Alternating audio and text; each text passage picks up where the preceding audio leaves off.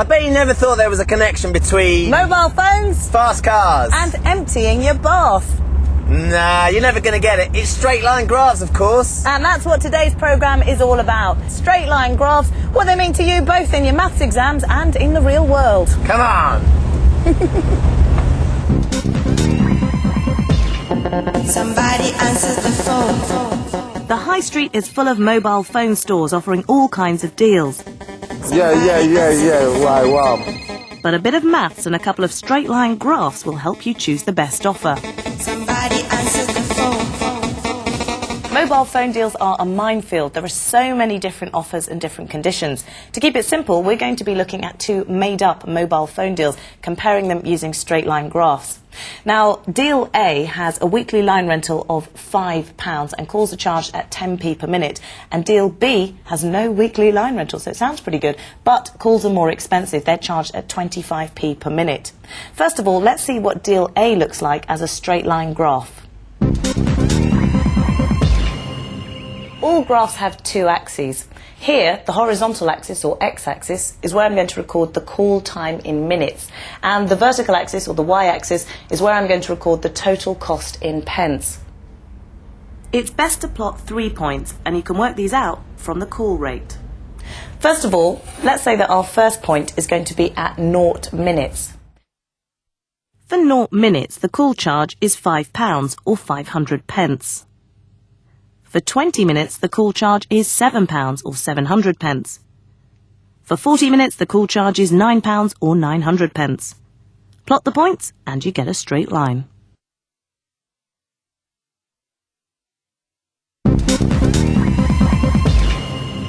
This is the straight line graph that Katie's just drawn. It's a graph with a line that looks pretty straight to me, but there's more to straight line graphs than meets the eye. In maths, a straight line graph can be represented by a general equation which is always the same, and it's this: y equals mx plus c. Y and x are the coordinates of the points. Their values change along the line, but the values of m and c are fixed. M is the slope, or gradient of the line. It's the number that x is multiplied by. On this graph, for every 10 units in the x direction, the graph goes up 100 units in the y direction. Or, for every 1 unit in the x direction, the graph goes up 10 units in the y direction. For this line, the value of m is 10. So we can put that into the equation. C is the value of y when x is 0. It's where the line crosses the vertical y-axis, which on this graph, as you can see, is 500. So the equation for this straight line is y equals 10x plus 500. And that's it. All you need to know about straight line equations. Straight up. This is the graph for Deal A. Now let's look at the graph for Deal B. Deal B is the one where line rental is going to cost you nothing, but calls cost 25p per minute. So if you don't use it, the call time x is 0 minutes, and no line rental means the cost y is 0 pence. 20 minutes of call time costs £5 or 500 pence. 40 minutes of call time costs £10 or 1,000 pence. Plot the points and you get another straight line.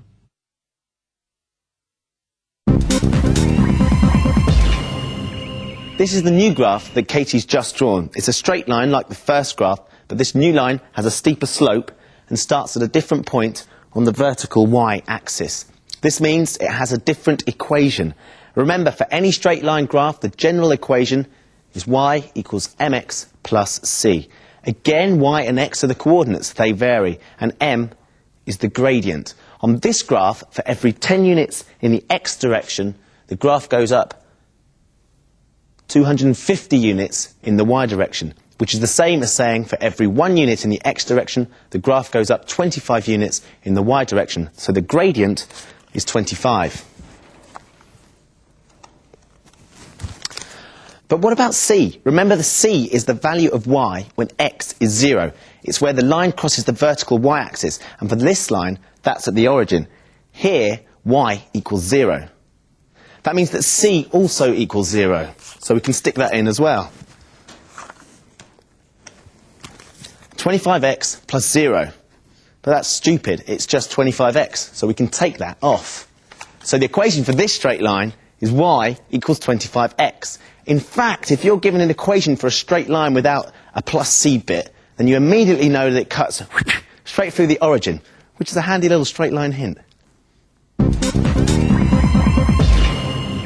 Now that I've got my two straight lines plotted on this graph, I can finally use them to compare the two mobile phone deals. Instead of working out the cost for the call time on each deal, all I have to do is read off the graph. Now remember, our Maths for Real deal A was this one, where line rental was £5 a week and the calls cost 10p per minute. And the Maths for Real deal B was this one here, where there's no weekly line rental and calls cost 25p per minute. Ooh, which one are you going to choose? Well, let's look at the graph again. Say I wanted to find out how much each deal was going to cost me if I only made 10 minutes of calls each week, because obviously all my friends would be calling me, I wouldn't have to call them. All I do is I go along the horizontal axis to 10 minutes, and then I read up until I meet the lines. So that's where I hit deal B, that's the blue line. Going along to the vertical axis, I can see that the cost of the calls is 250 pence, or £2.50. So that's how much it would be for 10 minutes on deal B. For deal A, it's the red line, reading off the vertical axis, that's 600 pence, so that's £6. So obviously the best deal, if I was only going to make 10 minutes of calls a week, would be deal B. So what happens to the cost at the point where the lines cross?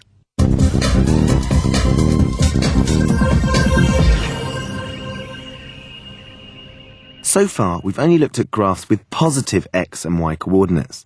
But in maths exams, you might be asked to plot points with negative coordinates too. If the value of m stays the same, but the value of c changes, you get a whole family of straight lines. This is y equals 2x plus 1, y equals 2x plus 4, and y equals 2x minus 2. The gradient stays the same, but the point they cross the y-axis changes. If c stays the same, but m changes, see what happens. This is y equals 2x plus 1, y equals 3x plus 1, and y equals a half x plus 1. The lines all cross the y-axis at the same point, but the gradient changes.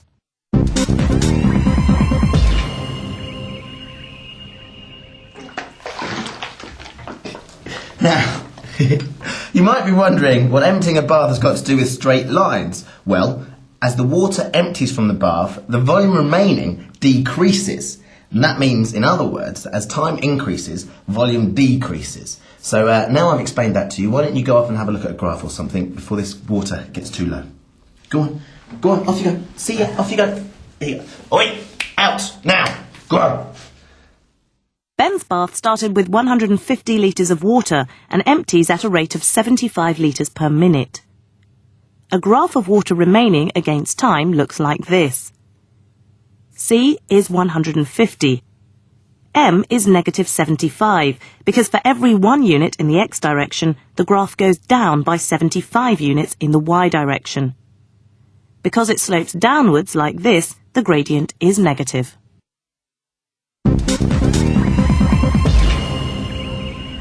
Ford was a genius. This is the 1967 Mustang, 260 cubic inches of throbbing muscle under the bonnet. I've got enough room in here to get in the whole population of Detroit and still have room for the kitchen sink. Fuel consumption, 0 to 60, who cares? But if you want really hip, if you want really trendy, and you want really now, then you want to try one of these babies with curves as sleek as Lara Croft thighs. The Reliant Robin is the Carter Pull in the new millennium. You may laugh, but this little baby's fuel consumption is far better than Katie's Mustang, and let me tell you, it goes from 0 to 50 in about, 2 weeks. Come on. Now, on the back seat of this car, I've got a nifty little machine that measures fuel consumption. We need to know just how much gas this baby can guzzle.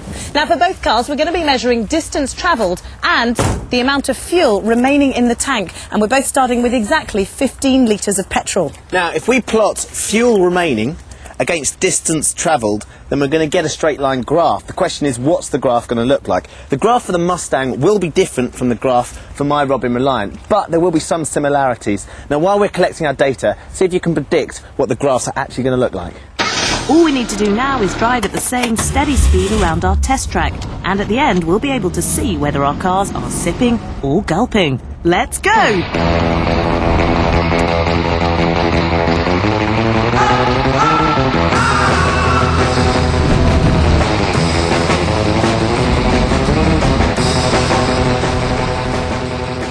These are our fuel consumption graphs. Similarities? Well, both start at the same point and both have negative gradients. But my Mustang straight line graph is a lot steeper than the one for the Robin Reliant, and that's because the Mustang is using up petrol at a much faster rate. It's that part of the programme when Ben and I both tackle a maths question, but only one answer will be right. The other will contain a deliberate mistake that you've got to try and spot. So watch carefully and decide, do you tick it or trash it? Today's question is about straight line equations and graphs. We have to make a table of values for the equation y equals negative 2x plus 3 and then draw the graph y equals negative 2x plus 3 on the grid provided. Pen set? Let's go. Make a table of values for the equation y equals negative 2x plus 3, and then draw a graph of y equals negative 2x plus 3 on the grid provided. Here's my graph for the equation y equals negative 2x plus 3. The key to drawing a straight line graph is to plot at least 3 points. So I looked at the sides of the grid and chose these 3 values of x here. Negative 2, 0, and 2. And then I found the corresponding values of y. So when x equals negative 2, y equals 7. When x equals 0, y equals 3. And when x equals 2, y equals negative 1. I then plotted the 3 points on my graph and drew a straight line through them. Like Ben, I worked out 3 points. Now the values of x I chose are 0, 1 and 2. So when x is 0, y is 3. When x is 1, y is 5. And when x is 2, y is 7. I then plotted these points on my graph and drew a straight line through them. Which graph will make the tick flash and which one's headed for the trash? Whose working out was correct? Does Ben have the correct table of values? Or does Katie?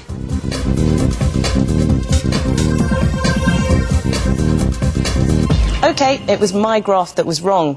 I've got a straight line, but it slopes in the wrong direction. That's because I completely missed out the negative sign when I was substituting values for x in the equation. I multiplied my x values by 2 instead of negative 2. Remember, the general equation for a straight line, y equals mx plus c, gives you a major clue as to what the graph will look like.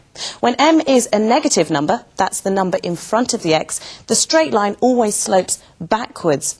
When you've drawn your graph, it's worth checking that it fits the original equation. Another useful tip is to choose a good spread of values for x when you're filling in the table of values. If there are negative values on the grid, then choose a negative value, 0, and a positive value. Katie, I'm so excited. I'm driving a 1967 Ford Mustang drop top. The sun's shining. We're going to journey home. You did remember to put petrol in the car, didn't you? Yeah. Katie, what's going on? I'm sure I put petrol in. I'm sure I put What petrol have in. you forgot?